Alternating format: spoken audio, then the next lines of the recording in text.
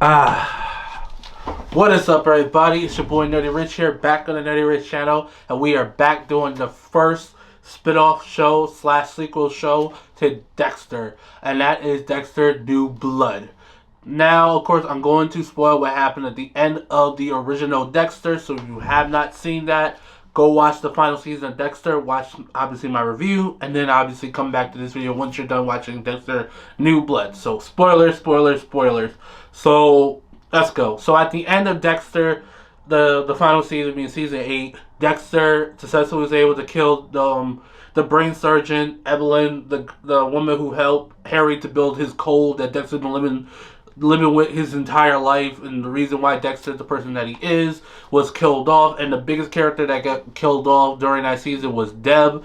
Deb was killed by the brain surgeon. So Dexter, of course, managed to kill him, and then of course he took Deb's body, threw it in the ocean, and he drove into a hurricane in order to try to kill himself. But unfortunately, he couldn't, and of course, Harrison, they left the country in order for them to escape the law and stuff like that, because obviously they're still looking for Hannah throughout the entire season because of the event of season 7 and also season 8. So of course he wakes up somewhere else, and he ends up moving all the way into New York, which we saw at the end of the show. And he ends up living in upstate, and of course he's living a normal life. We actually find out in the context of the show he's been living there for over 10 years without killing anybody, without any incident going on. And for the whole time he's just living a normal life, to the point where he has a girlfriend who is the police chief named Angela that he's been dating for that roughly around that amount of time. He's also really close to her daughter. He's really close to the people of the town. He works in a fishing store, and he's just living an ordinary life, to the point where he just has the same routine that he does every day. But one of the biggest things that we do see, well, two big things we see in this entire season, is that one, we get to see the ghost of Deb. So the ghost of Deb actually replaced Harry's ghost that's been in the entire original Dexter series, and he actually talks to her, and she's like, "Oh, you finally got the life that I always wanted you to live. I wanted you to live like a normal life. I never want you to be the serial killer anymore. That's not you anymore. This is good."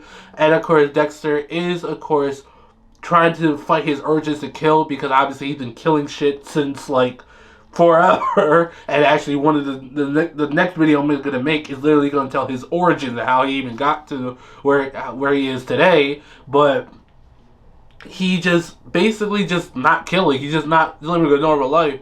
But of course, he's a little bit bored of it, because of course Dexter is a serial killer. He does like to kill, but obviously he can't. But unfortunately, that part of his life does eventually comes back because of his son Harrison. Harrison get reintroduced as a teenager now. So he's supposed to be around 14, 15 years old. So of course Harrison tries to look for Dexter, and he ends up tracking him down. And of course we quickly learn that Harrison, the reason why he's been searching for Dexter for so long is because Hannah did die sometime during those 10 years. And of course he's been looking for Dexter. Of course he eventually finds his father. They end up trying to build a relationship. But of course, Dexter being Dexter, things just tend to happen. So of course now Dexter is back to killing, and now he's also trying to find this new killer that comes along in the show. And of course now they have to figure out, okay, who is this new killer, and how can I also cover up my own tracks for killing. So now Angela is also on the case of trying to figure out, of course, the main killer of the show, and also trying to figure out more about Dexter's past. And we also get reintroduced to Angel, who's going to play somewhat of a part in here. He's actually going to play a major part in another show, but just to see an old face again. And we get to see a couple of other of the old faces back in the show again. But Angel is going to go back and forth. Angela trying to figure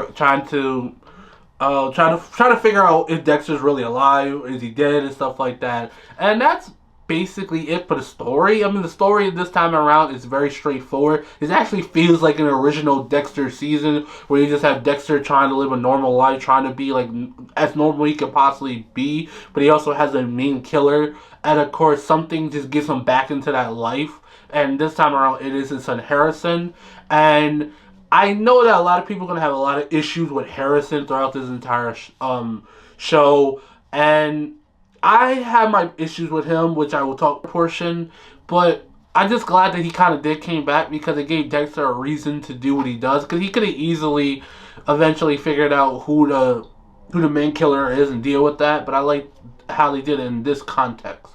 But overall, I just really do like this story. This was a good continuation of Dexter to bring it back to life. It's not my favorite out of the three of spin-off shows. It's probably I don't know. I don't know where it falls, but it's decent. It's really good for what it is.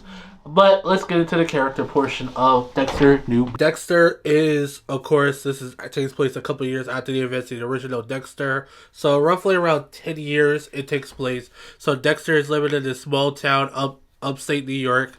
And he's actually living a pretty normal life. He works at a hunting store. He's helping out this community and stuff like that. Everybody in this small town knows and love him because he's a very cheerful guy, more than he was even in the original series. You know, he's just trying to live a normal life. And he even has a girlfriend named Angela who is the police chief there, which is kind of funny because he's still getting involved in the police life, even though he hasn't done that in years at this point, and everything's pretty much going well. But we also get to see that Dexter is starting to see Debs instead of Harry that he usually can see in his mind, and she's like, "Oh, I like the fact that you're finally doing what I've been telling you to do for all these years, is to, of course, live a normal life and not try to be Dexter the serial killer and all this other stuff." And it's just so funny because it's like we're so used to like Harry's ghost, and now we have Deb throughout the entire series, which is a fun back way to get Deb in here because the spoiler for the end of season 8, she died in that series. And for the most part, everything is just going great for Dexter until Harrison pops up after like 10 years because he managed to finally track him down. And he asks Dexter, like, "Hey, are you Dexter Morgan?" And of course he's shocked because he's like, "Damn, nobody here knows me at all. I left all that in Miami."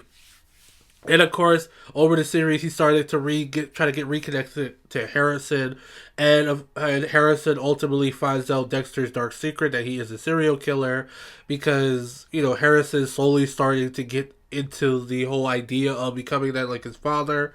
And we actually get more details on Harrison, but I'll talk about his part when we get to that. So Dexter is trying to be a mentor to Harrison, but also trying to keep his murderous side down.